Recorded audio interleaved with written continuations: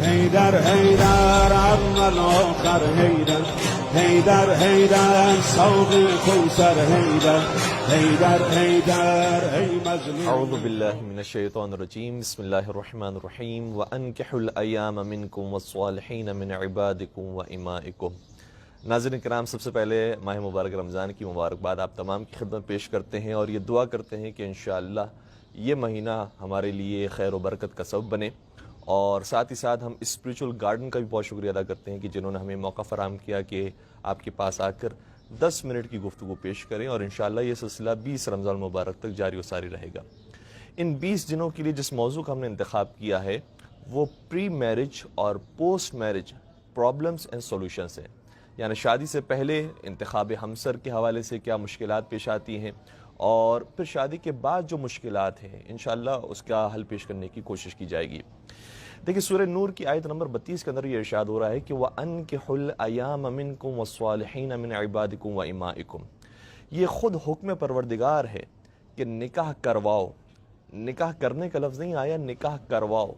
نکاح کرواؤ، کس کا نکاح کرواؤ؟ کہ جو سنگلز ہیں اور جو ان میرڈ ہیں ان افراد کا نکاح کرواؤ جو جوانی کی عمر تک پہنچ چکے ہیں، چاہے وہ آزاد ہوں، چاہے وہ غلام اور کنیز ہوں، اگر وہ شادی کی عمر تک پہنچ چکے ہیں تو اس ایج کا تقاضا یہ ہے کہ ان کا نکاح کروایا جائے۔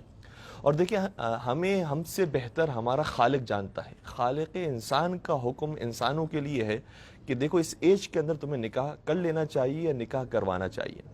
افسوس کے ساتھ کہنا پڑتا ہے کہ ایک طرف سے جوان بھی آہستہ آہستہ اس چیز سے دور ہوتے جا رہے ہیں اور کوشش کرتے ہیں کہ پہلے ہم اسٹیبل ہو جائیں، پہلے ہم پڑھ لکھ لیں، پہلے ہم مال دولت کما لیں اور اس کے بعد پھر ہم شادی کی طرف آگے بڑھیں۔ اور اسی طریقے سے والدین بھی یہ سوچتے ہیں، اور اگر کبھی اولاد یہ کہتی بھی ہے کہ پلیز ہماری جو ہے وہ شادی کے لیے کوئی اسباب پیدا کریں، تو سامنے سے جواب یہ ملتا ہے کہ کیا تجھے شرم نہیں آتی؟